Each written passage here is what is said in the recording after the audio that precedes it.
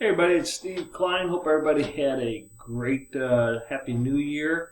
Again, this is Steve Klein with Clicks for Less, clicksforless.com. I just want to do a quick video today talking about traffic, the do's, the don'ts, and the FYIs. So it's just a little bit about the truth about traffic, how it works.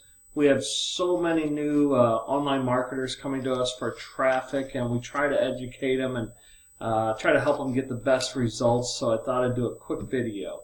So basically, what is traffic? Traffic is an ad that we send out to opt-in list, opt-in subscribers, prospects, whatever you want to call them.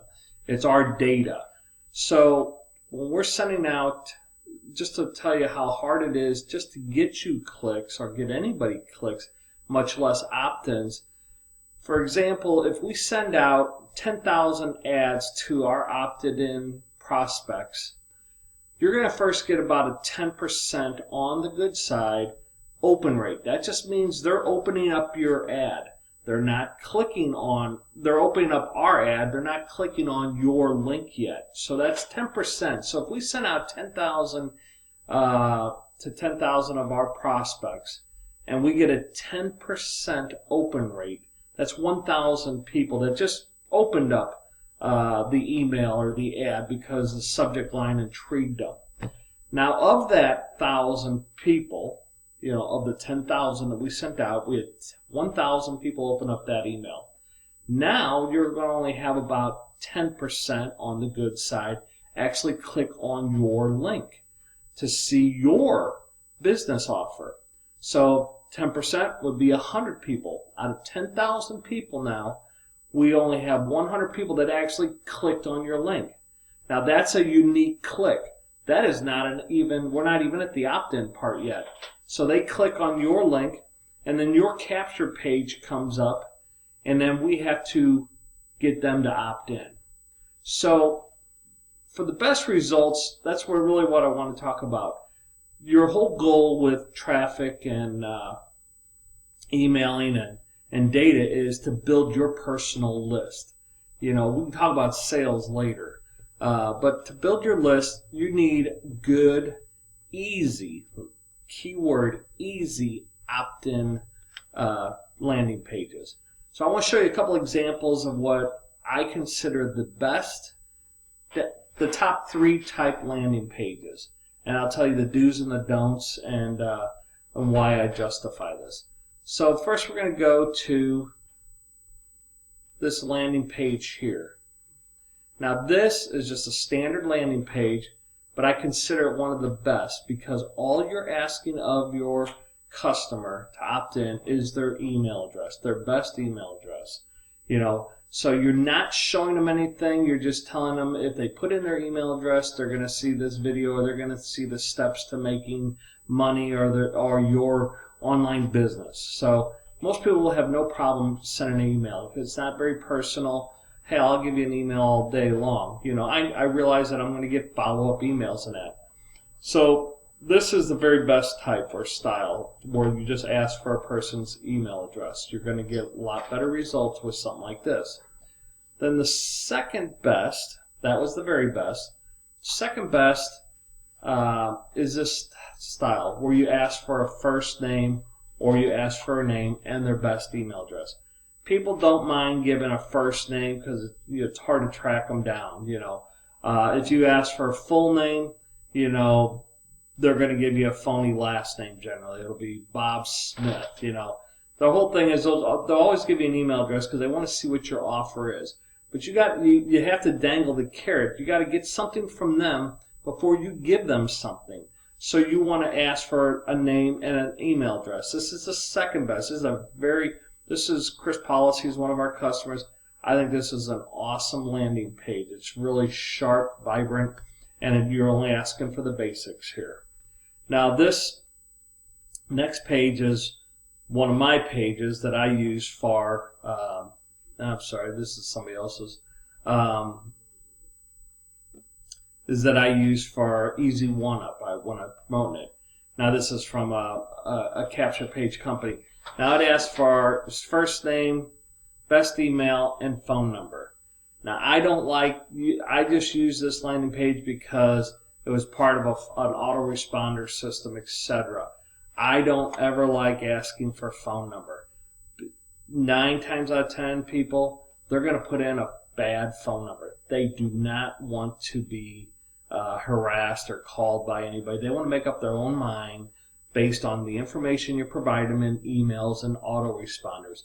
But in this scenario, this is the third case. I know a lot of leaders are out there saying get phone number, etc. I think it's all hogwash, and I'll tell you why in just a minute. Now, I showed you the best that I consider the best style. This is the best. You're going to get the best opt-ins with this because people don't feel intimidated, like they're going to get follow-up phone calls or by putting in a name. They're going to see what your offer is, and all they have to do is supply an email address. Now, this is the second best where you're asking for a first name and an email address. No problem with that at all. And then the third is you're asking, I don't know, I keep putting that one in there, I apologize. This type where you have a first name, email address, and a phone number.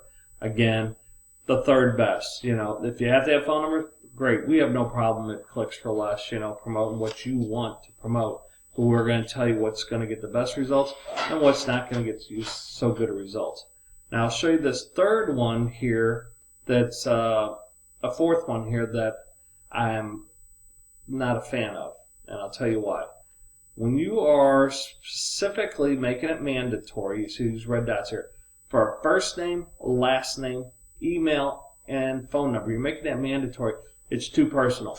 People are like, hell with you, I'm not putting my last name, you want my DNA too, So if you're going to have a name, just put name here. You can put full name if you like, but I just always put name or first name.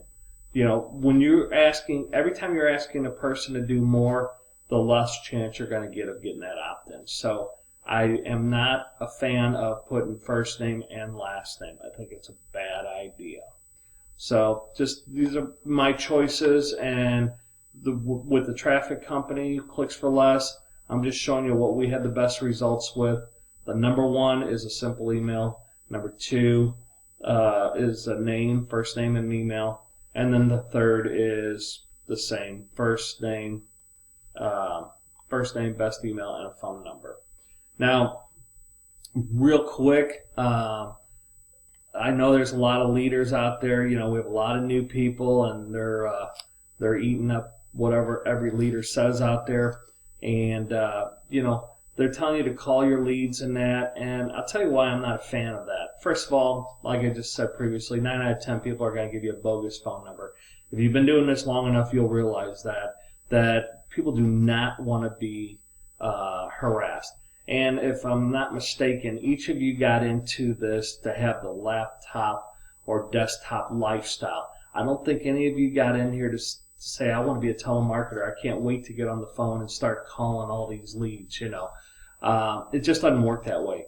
9 times out of 10, you're going to get a person on the other line says, I never opted in, or that's not me, and it all may be very true. It may not be them because, whenever it's a mandatory field for me to put in a phone number, I don't put in my phone number because I've been harassed, You've all gotten the calls that said, hi, this is Bob. I want to show you how to make $2,000 in the next 24 hours, or whatever the case may be. So I'm not a fan. Unless you have thousands upon thousands of leads to call, it doesn't make financial sense. I used to run a call center, and our guys and gals, they would make 400 calls each a day and maybe get a sale. So do the numbers. I don't know what call centers are charging, etc., but it's just not worth it. You didn't get into this, and I'll guarantee you, I'd put money on it, that 98% of the leaders that are promoting call your leads never call a lead in their life. Just think about it. Did they call you when you signed up with them? Did your sponsors or leaders, mentors ever call you? Have you ever talked to them personally before signing up? 98% of you, I doubt it, So you're going off the material that's supplied, your autoresponders. Folks, your autoresponders are doing the work for you. Saying that you're going to get sales right off the bat from traffic is misleading. It usually doesn't work that way. You have to warm up to these people. So just real quick, I want to make a quick video. Didn't want to take up much of your time, but I just want to tell you how hard it is, first of all, for us as a traffic company to get you the clicks. You know, like I said, if we're sending out 10,000 ads to our prospects, and you had a 10% open rate, that's 1,000 people that even opened our ad. Then if you had 10% of that 1,000, it's only 100 people that actually clicked on your link for your ad. Now, we're not even talking opt-ins yet.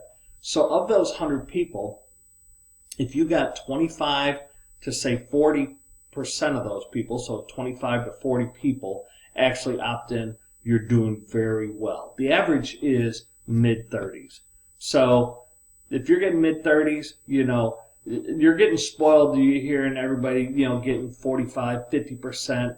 You know what? That's BS out there. You know, speaking direct to you, they have bots or they have scripts in there if they're getting you that, you know, because nobody can promise you that they have better traffic. If they are legit, real people on the other end of that mouse clicking, they cannot say what's going to motivate their people more than motivate the other traffic company. So just want to give you some basics. This is Steve with Clicks for Less, clicksforless.com. We'd really enjoy you guys joining our Facebook group so we can stay in touch easier. It's clicks, space, the number 4, space, less. And we're the only Clicks for Less out there. So join our Facebook group. I hope I've been a little informative, just trying to help people explain what's the best results you're going to get from the easiest landing pages. So till next time, have a great day. We'll talk to you later.